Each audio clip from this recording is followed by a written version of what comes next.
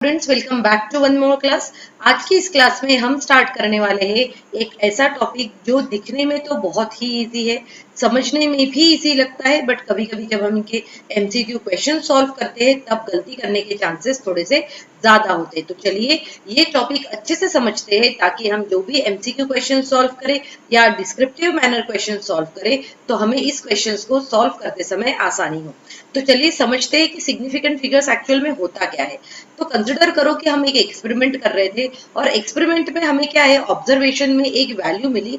वो वैल्यू हम कह सकते हैं कि 3.497 जो है ये एक हमें वैल्यू मिली है। अब क्या होता है कि इस वैल्यू में ये जो 3 डिजिट के बारे में तो हम बहुत ही श्योर रहते हैं, बट ये जो लास्ट डिजिट है, ये लास्ट डिजिट जो आ रहा है, इस लास्ट डिजिट के बारे में हम श्योर नहीं रहते। इट मीन्स ये जो लास्ट डिजिट होता है इसको डाउटफुल डिजिट माना जाता है। कैसे मानते हैं हम इसको? Doubtful digit. डाउटफुल डिजिट का मतलब क्या हुआ कि हो सकता है कि ये वैल्यू जो है ये डिराइव की गई होगी 3.497 और यहाँ पर 1 हो सकता है, या फिर यही वैल्यू डिराइव की गई होगी 3.497 और फिर जो है यहाँ पर 6 हो सकता है, 6 और फिर यहाँ पर 9 हो सकता है। तो मतलब क्या हुआ इसका कि जो लास्ट वाला डिजिट जो है वो क्या होता है, अनसर्टन होता है। उसमें हम ये कह सकते हैं कि वो डाउटफुल होता है। ठीक है, तो इसी बेसिस पे हम इसकी डेफिनेशन लिख लेते हैं। डेफिनेशन लिखते समय आप ध्यान रखेंगे कि जो सिग्निफिकेंट फिगर जो है ये एक्चुअली न्यूमेरिकल कॉन्सेप्ट भी हम कह सकते हैं। तो देखिए इस सिग्निफिकेंट फिगर को हम किस तरीके से इसकी डेफिनेशन लिखेंगे। हम यहाँ पे हम ये कहेंगे कि जितने भी टोटल नंबर ऑफ डिजिट्स होते हैं तो हम कहेंगे दी total number of digits in a number किसी भी नंबर के टोटल नंबर ऑफ डिजिट्स हम काउंट करते हैं, इंक्लूडिंग लास्ट डिजिट ऑल्सो। हम उसका लास्ट डिजिट भी काउंट करते हैं, इंक्लूडिंग लास्ट डिजिट। हम लास्ट डिजिट को भी यहाँ पर क्या करते हैं, काउंट करते हैं।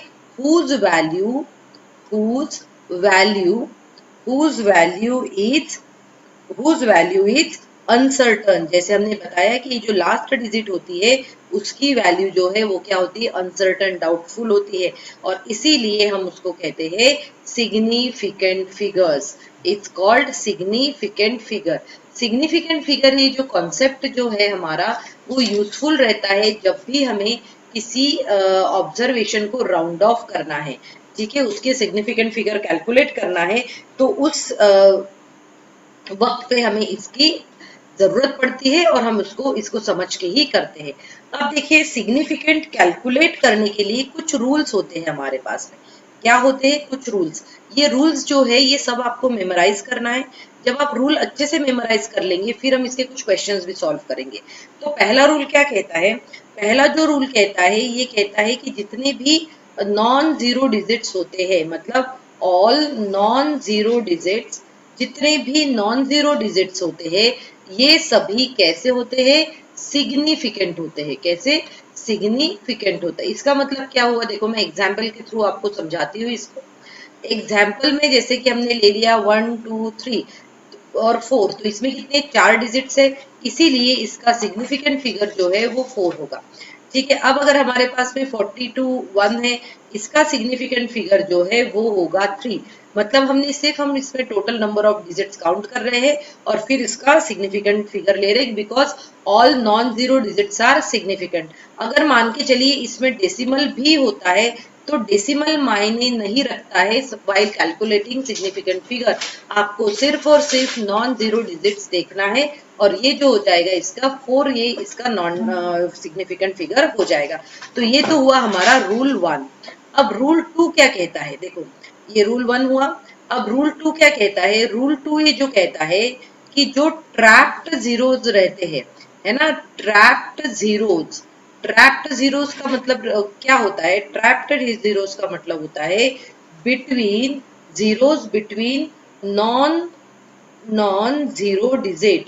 ऐसे जीरो जो नॉन जीरो डिजिट्स के बीच में ट्रैप किए गए हैं वो सभी होते हैं सिग्निफिकेंट। कैसे होते हैं वो सभी?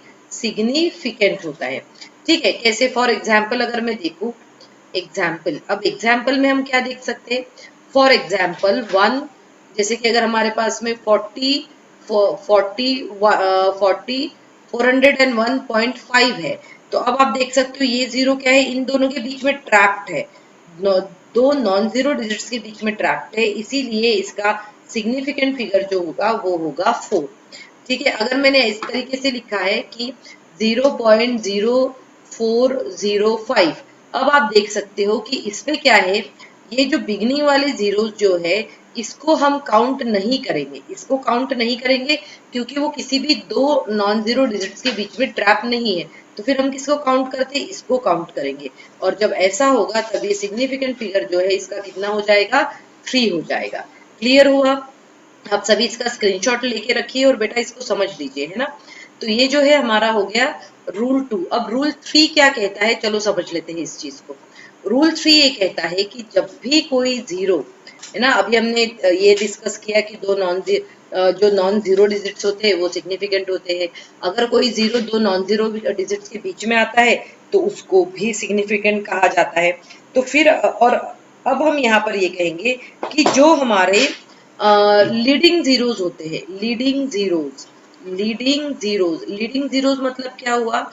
सिग्निफिकेंट फिगर जहां से स्टार्ट हो रहा है, अगर उसके पहले जीरो जीरो है, जैसे ये, तो इस सिचुएशन में इनको काउंट नहीं किया जाएगा।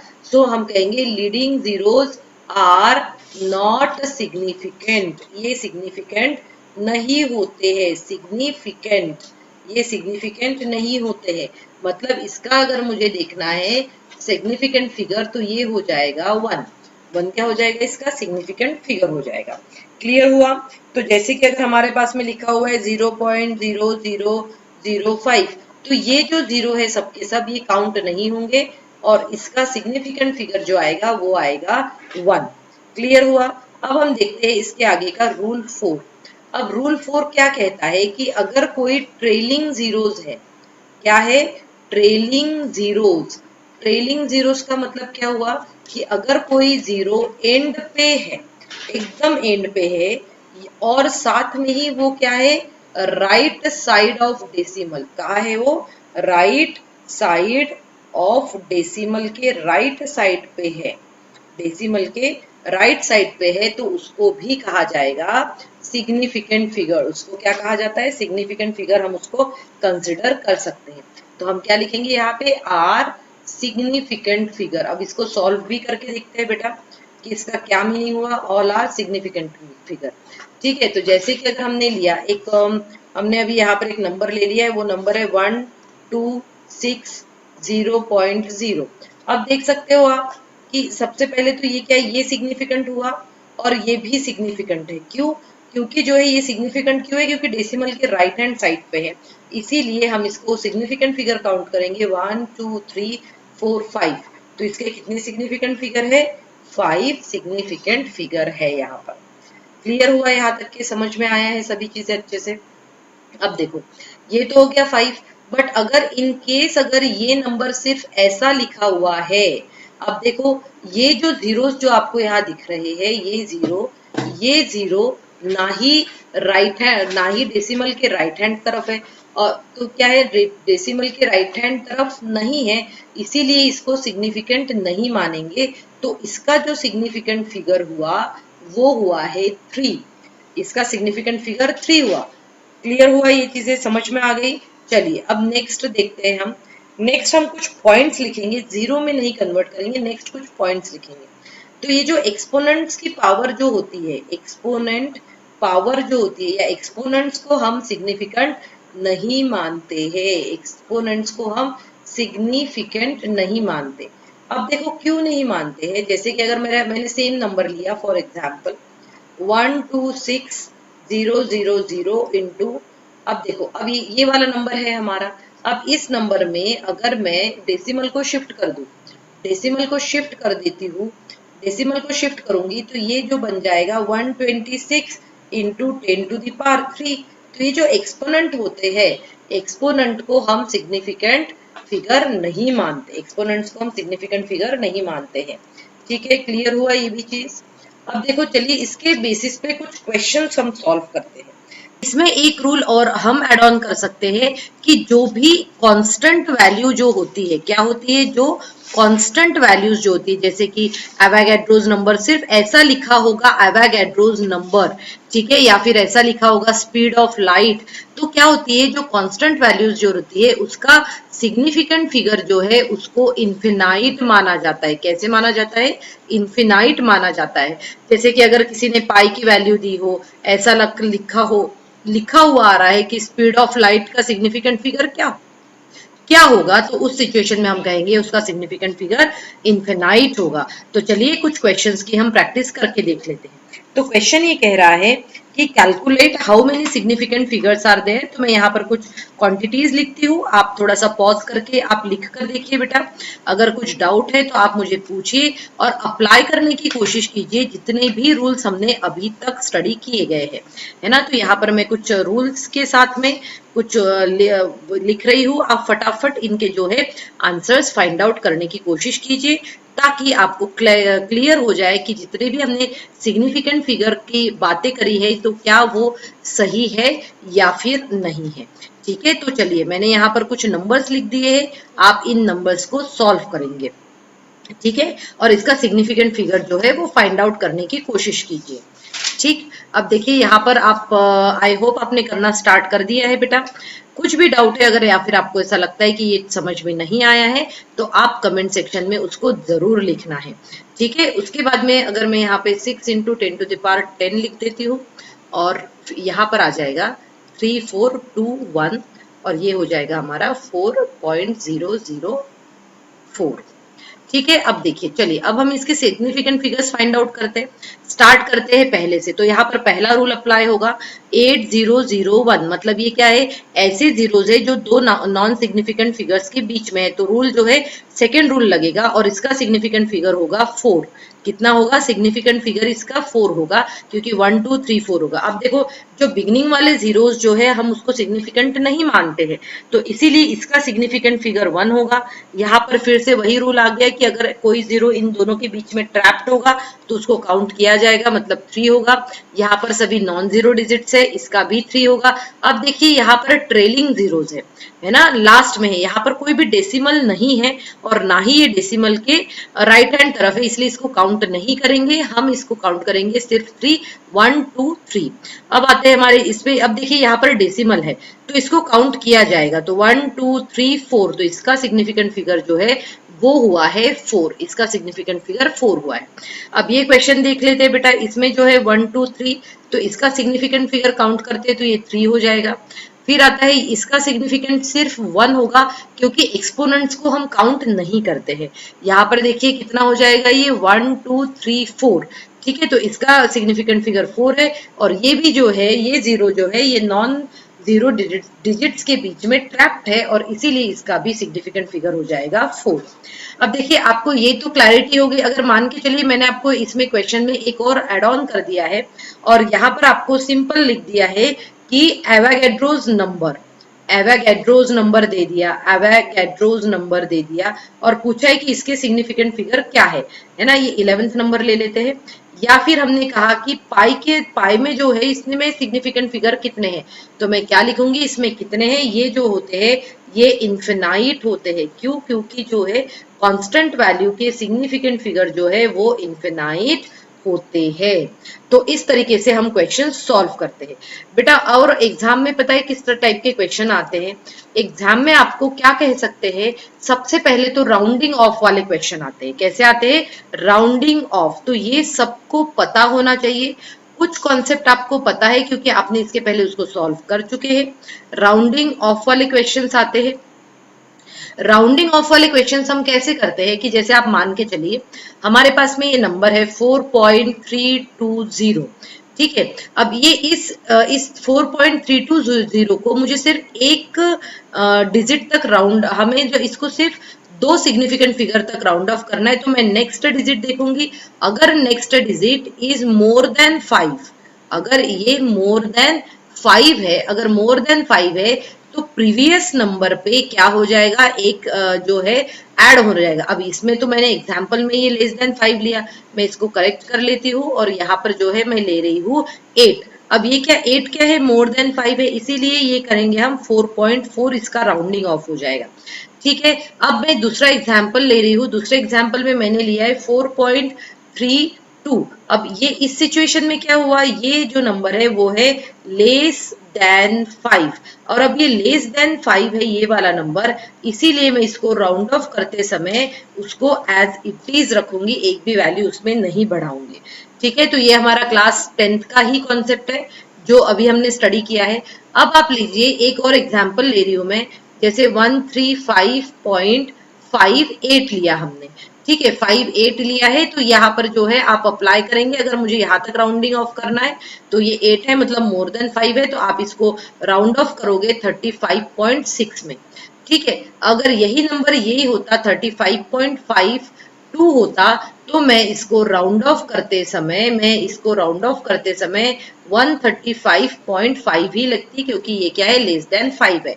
बट इन केस अगर वो नंबर जिसको आपको राउंड ऑफ करना है वो एग्जैक्ट 5 रहा, तो आप क्या करेंगे, है ना।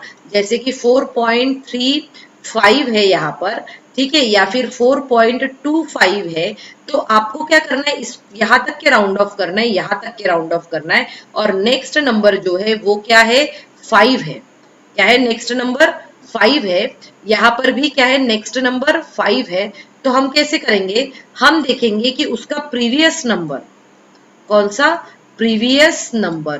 प्रीवियस नंबर क्या है, प्रीवियस नंबर जो है वो प्रीवियस नंबर अगर इवन है, अगर इवन है तो आपको उसको एज इट इज रखना है। कैसे करना है, एज इट इज रखना है। और अगर वो नंबर ऑड है तो उसको हमें क्या करना है, +1 एड ऑन करना है। जैसे कि मैं यहाँ पर देख सकती हूँ, यहाँ पर ये कौन सा, ये क्या दिया गया है हमें, ये 5 के आगे ये क्या है, ऑड नंबर है। तो जब मैं इसको राउंड ऑफ करूंगी तो 4.4 लिखूंगी। क्या लिखूंगी, इसको 4.4 लिखूंगी, क्योंकि ऑड है। और ये वाला जो नंबर है ये क्या है, इवन है, तो मैं इसको लिखते समय 4.2 लिखूंगी। तो राउंडिंग ऑफ करते समय हमें ये कुछ रूल्स जो है वो याद रखना है, और हमें उसी के अकॉर्डिंगली हमेशा राउंड ऑफ करते रहना है। ठीक है, सो आपको जो भी कॉन्सेप्ट यहाँ पर बताया गया है सिग्निफिकेंट फिगर से रिलेटेड, ये सभी कॉन्सेप्ट अगर आप याद रखते हैं तो आपको कोई भी क्वेश्चन सॉल्व करते समय डिफिकल्टी नहीं होगी। अब देखिए एग्जाम में बहुत बार क्वेश्चन क्या आ सकता है, आपको बहुत बार क्वेश्चन ये भी आ सकता है कि भाई अगर हम मल्टीप्लिकेशन और डिवीजन कर रहे हैं तो आंसर में, है ना, मल्टीप्लिकेशन कर रहे हैं हम, मल्टीप्लिकेशन कर रहे हैं या फिर डिवीजन कर रहे हैं, मल्टीप्लिकेशन या फिर डिवीजन कर रहे हैं, या फिर एडिशन कर रहे हैं, या फिर एडिशन कर रहे हो, या फिर सब्सट्रैक्शन कर रहे हो। तो मतलब कोई भी मैथमेटिकल ऑपरेशन जब हम करते हैं, जैसे कि अगर मैं बता दूं आपको 3.492 इंटू जो है 4.52 हमने लिखा। अब आपसे ये पूछा जा सकता है एग्जाम में कि जो आंसर रहेगा, आंसर में कितने सिग्निफिकेंट फिगर होने चाहिए। आंसर तो आप सिंपली मल्टीप्लाई करके आप आंसर निकाल सकते हो। सो यहाँ पर लिखेंगे answer should have significant figure कितने होने चाहिए, जो हमारा लोएस्ट सिग्निफिकेंट फिगर है, लोएस्ट सिग्निफिकेंट फिगर है, तो ये लोएस्ट सिग्निफिकेंट फिगर कितना है, 2। तो इसका आंसर भी रिपोर्ट होना चाहिए 2 में। मतलब हमें याद रखना है कि अगर हम कुछ भी कैलकुलेशन कर रहे हैं, जैसे कि मान के चलो ये मैं एक मल्टीप्लिकेशन कर रही हूँ, और इस मल्टीप्लिकेशन में हमने लिया है ये सभी नंबर्स ले लिए इस तरीके से, और साथ में डिवीजन भी कर रहे हैं। हम क्या कर रहे हैं, डिवीजन भी कर रहे हैं। तो ऐसे सिचुएशन में, और हमसे पूछा गया कि इसका जो आंसर रहेगा, तो आंसर कितने सिग्निफिकेंट फिगर में रिपोर्ट करना है। तो हम जो आंसर रिपोर्ट करेंगे तो वो किस में करेंगे, लोएस्ट सिग्निफिकेंट फिगर में। तो लोएस्ट सिग्निफिकेंट फिगर इस नंबर का है और वो है 1। तो हम यहाँ पर भी क्या करेंगे, आंसर जो है वो हम रिपोर्ट करेंगे 1 में। या फिर हम कह सकते हैं कि अगर ये ऐसा होता तो मैं आंसर को रिपोर्ट करती 2 सिग्निफिकेंट फिगर में। 2 सिग्निफिकेंट फिगर में आंसर आपका रिपोर्ट होना चाहिए। सो स्टूडेंट, आई होप आप सभी को ये सिग्निफिकेंट फिगर वाला टॉपिक जो है ये काफी यूजफुल लगा होगा। तो अभी आपको इसी तरीके से सिग्निफिकेंट टॉपिक जो मैं डेली आपको एक एक टॉपिक समझाऊंगी, क्लास 11th के भी और क्लास 12th के भी। आप कमेंट सेक्शन में जरूर लिखिएगा कि आपको ये पैटर्न मेरा पढ़ाने का वो अच्छा लगा या फिर नहीं लगा, या फिर आप चाहते हैं कि मैं कोई एक पर्टिकुलर टॉपिक पढ़ाऊं। और अगर आपको ये टॉपिक समझ में आया है, अच्छे से लगा हो, तो अपने सभी फ्रेंड्स के साथ में इसको शेयर करना बिल्कुल भी नहीं भूलना है। Thank you students and have a good day ahead.